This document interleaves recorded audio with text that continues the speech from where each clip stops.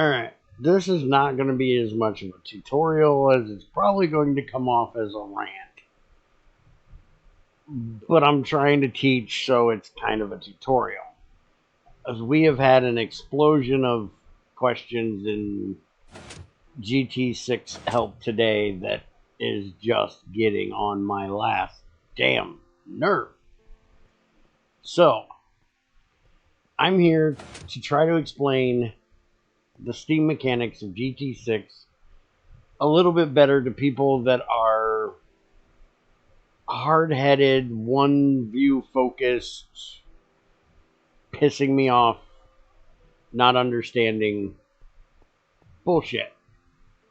So if you'll notice here in this factory, I have many machines, and they all are set up with one turbine or one engine, and then one, or in the case down here, multiple boilers to run them. And there's much more you can do. Like for this one, take this one for instance right here. I could have done 4 boilers rather than 1 boiler for that setup. And we'll look at NEI and look at all the numbers in a minute.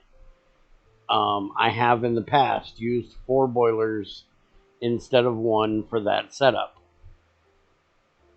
That's what's great about GT6, is there's so many different ways that you can accomplish the same thing. But the first thing you have to understand is this is how Greg intends for you to do it. He does not intend for you to make all these boilers down in your basement, make a huge capacity steam pipe that you run all throughout your base, and then tap it off at each one of your engines and turbines. That is not how he intends it. Greg is not steampunky in that case. I've been trying for that for 6 years to get a regulatory pipe that kind of has a valve on it so you can change it to just what you need, because we already have the where is it? Excuse me, I've got a bit of a coughing issue today. A pressure valve that will release fluids when the pipe is full. So we could put one of those at the end of the system, and it would release any excess steam so our boilers wouldn't blow up. But he won't do it because he wants you to do it this way. So now the next question was, why is there so many weird numbers on engines and turbines?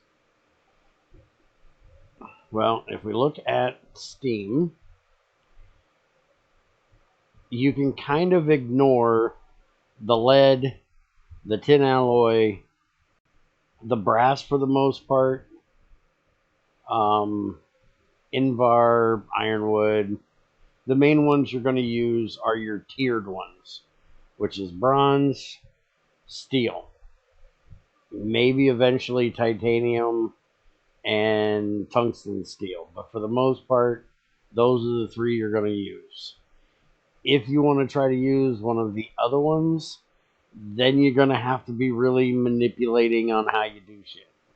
But the tiered engines are set to be exactly what the boilers will put out. So for a steam engine, it needs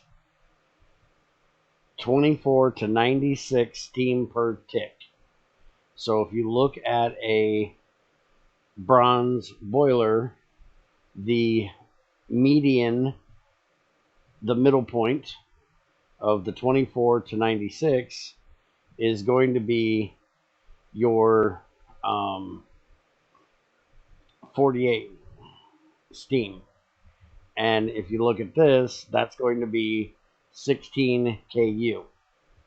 So that is why, oh, wait a minute. Sorry, I'm on the wrong one. It's actually steel you need for that, for the engine. I keep thinking of turbine. So steel is the one you need for that. It puts out 64 steam a tick. And for the engine, you need a regular boiler to get exactly 16 KU out of it, which is what the recipes are in the machines. We'll get to turbines that are way easier to figure out. Engines can be a bit of a pain, but if you wanted to run this engine at 96 steam, you can easily do that. You just need 4 of these, or 2 of these. 48 equals 96. So 96 steam a tick will run this at its max. So I could change all of my machines over that have these steel boilers to having 2 bronze boilers, and they would run at the max that the engine can run. But that's going to give me 24 KU a tick, which is just going to make the machine run just a little bit faster than what it would at 16. So I don't really need it. If I wanted to do that, what I should do is look at the machine. We'll say compressor, since that's what I'm sitting here looking at. So the compressor can take 64 KU a tick. So then we go back to steam. And again, this is going to be way easier with RU. But we look at, say, steel. It's going to put 8 to 32 KU. So let's look at titanium. It's going to do 28 to 112. So we would have to have a titanium engine to get all the way up to what we need to max run this machine. That's ludicrous in the idea of trying to get to that this early. Now you could run steel and get it up to half at 128 steam, which would just be 2 steel boilers. So you could run 1 steel engine, 2 steel boilers, and give yourself 32 KU a tick. See, the numbers make sense. They're exactly half of what the thing needs if you're looking at the proper tiers. If you ignore things like Invar and brass, tin alloy, they're just kind of annoying. I've never made any of these in the 6 years that I've been playing GT6. I do bronze, maybe brass, since it's exactly the same. If I'm low on tin and got tons of zinc, I'll make brass. And then steel, and if I needed to, titanium or tungsten steel, but I never do that. You can also look at the strong ones, which are basically just 4 of the smaller ones. So if you wanted to go with, again, it was, sorry, my brain fucks off every now and then. The compressor needed 64 KU. So if we go back to steam and we look at the strong engines, well, look, a bronze strong engine will put out 24 to 96 KU a tick. So therefore, you could use that if you wanted to get to 64. But then you would have to do the math and come up with what would give you the amount of steam that you need for exactly 64. And I will guess that it's somewhere between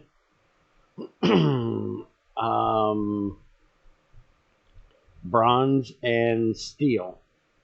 And I don't know that you can get to exactly 64 because I've never tried to do it. I've never cared to run a machine at its max.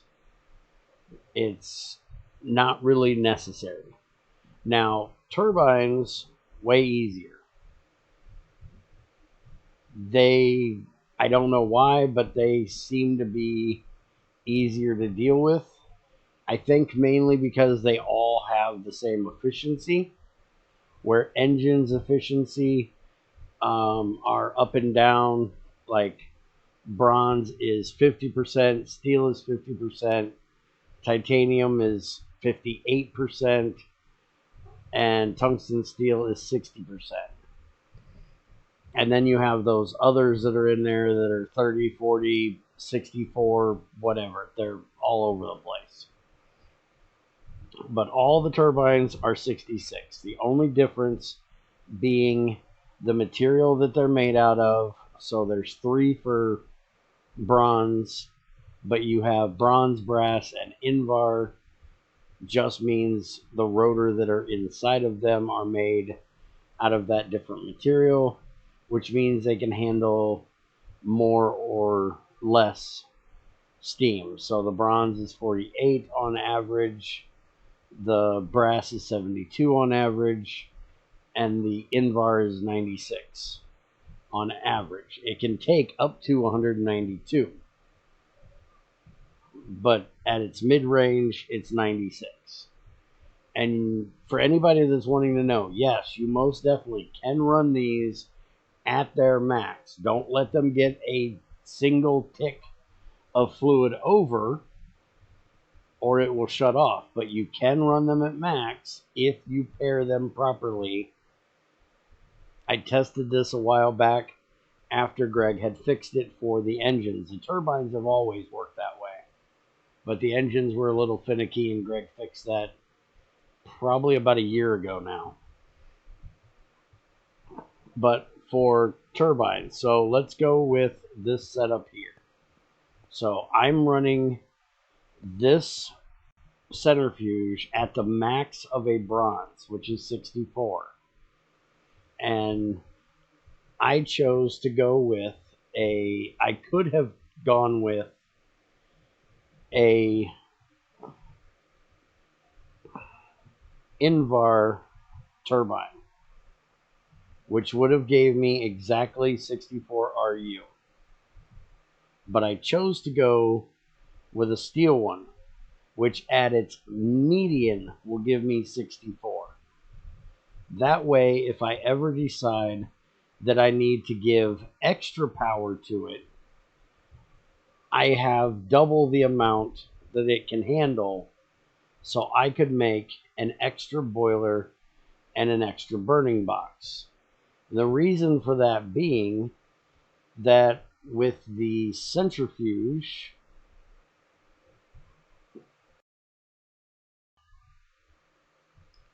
if you run this one at 64, it is its max that it can take.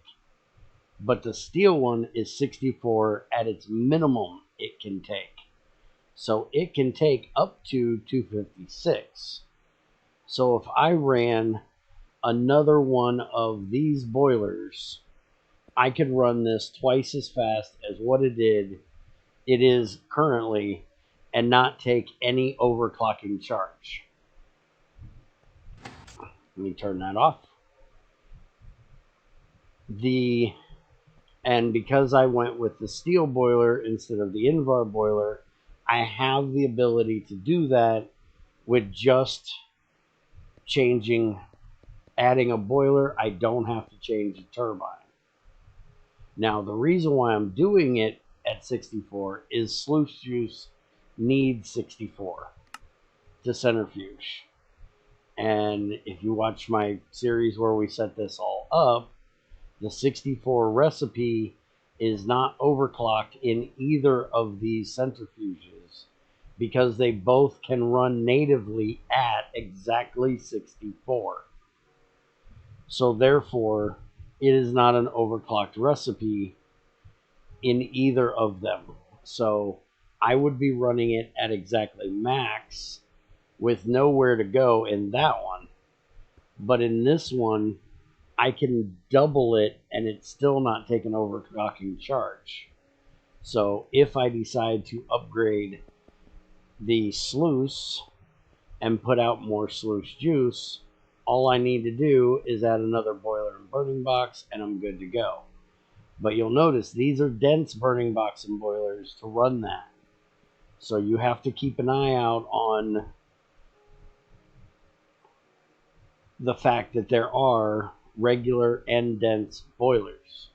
So if you need 4 bronze boilers, then rather than making 4 of them, just make a dense one, a strong one. You know, this one puts out 48 steam. This one puts out 192 steam. You will need a compressor to get to these strong ones, but they're not hard, they're not expensive. It's same exact recipe or same exact setup as the crusher takes or the squeezer takes. So no reason not to. And then that unlocks you a whole nother tier of boilers and engines that you can make. And you don't need quite expensive material. You're going to need a lot of it. Don't get me wrong. You know, a strong boiler takes dense bronze plates. So you're talking 45 bronze for one boiler versus 10 for a regular. So it is more expensive, granted, but it unlocks way higher. Like we were talking earlier, you would need titanium to run this unless you went with the dense engine or the strong engine. I don't know what they're called. I never worry about going that high. I'm not a speed person. I just want the shit to run. You would need titanium to run this at max or a bronze dense one. So I'm hoping that this helps you guys to understand that the numbers are the way they are for a reason. You're meant to pair these up properly. Like for the steam turbine, 48 steam a tick is the median in for bronze. Well, guess what? That's one bronze boiler. So one bronze boiler gives you 48 steam, which gives you 16 RU, which is exactly what the recipes take in the machines. Now, you could run it at 96, or they'll give you 32, which will give you twice the speed.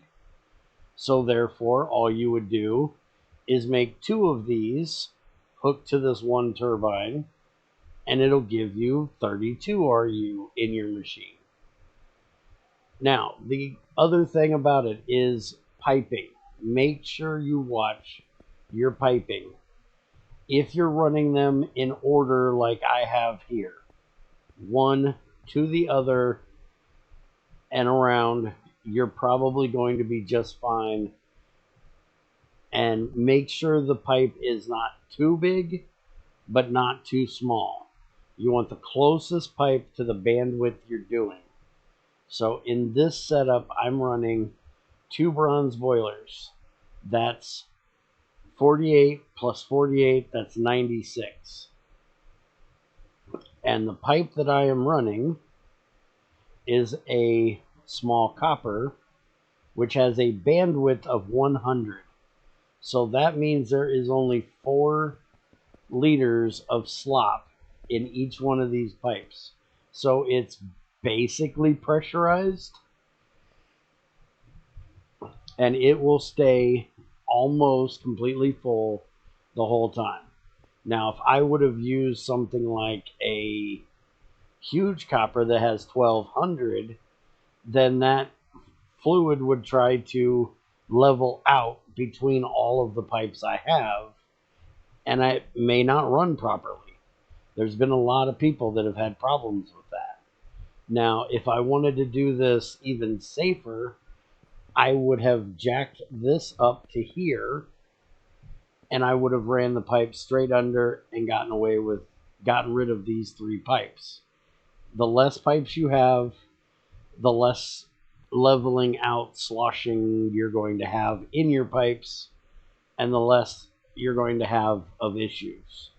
The way the fluid pipes work in GT6 is it tries to level out for the entire pipe.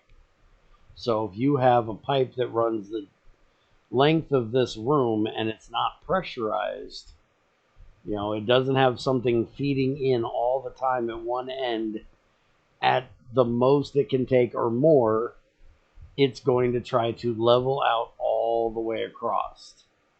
Like, let's see, 196, 148, 100, 196, 100. See how they're all different? It's because of how it's moving through there. But, as you can see, it works perfect. My turbine is running the dynamo, which is running the electrolyzer. It never shuts off. This thing runs 24/7 without an issue. Now, there is another thing you can do, which I just happened to make an inventory version, which is an extender. If you ever need to set up 4 of them, and you want to do them 2x2, which I have a video in the last series I did, the Surviving GT6 series, where I set this up. I'll link the video up above if you guys want to go check it out, where I actually used a fluid extender for that. But basically, the extenders work as a valve if you set them up properly. So this is your output for your extender. So think of these two as, well, here, let's do it this way. If I have, these two are boilers, these two are boilers. Get this one out of here because I misclicked. So you have 2 boilers here, you have 2 boilers here. If I take and I put the fluid in here, let me get some pipes here. We'll just use item pipes since this is an item extender. But basically, if I run this like this, and I hook that bank of boilers up and this bank of boilers up to this, then the output is going to get put together and shoved out the output. Because these two cannot push on these two. If I didn't have this here, and I had a pipe there, let me grab my wrench real quick. If I put a pipe here, then that's going to make this one whole pipe system. And the fluid coming up this side is going to be pushing against the fluid coming up this side, and it isn't going to get through there as quickly. But if you have the extender in the middle, like that, then you have 3 separate pipe systems. You have this bank, and the output. So this one will not be pushing against this one, and this one cannot backflow into either of these. So it's basically a non-return valve, because anything that goes in this pipe will never be able to come out and go to these. It can only come out and go to the back, which is where that one is set. And if you want to understand a little bit more about that back one, I'll have a link to the thing where I explain these better. But for fluids, that's how you have to do it if you don't want them in a straight line. If you want them in a straight line, at least up to 4 boilers, I have not had a problem where they have ran just like that, where it will add to the pipe just fine and continue on.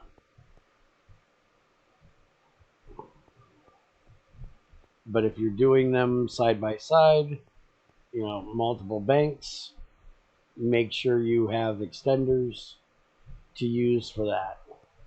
Now, if there's any more questions about boilers, and engines and turbines and steam, let me know. I'm hoping this will squash all the goofy questions in GT6 help. Sorry for anybody that watched this and knew all of this already, but some people apparently don't know it. So I felt it needed to be put out there. Have a good one. I'll see you later.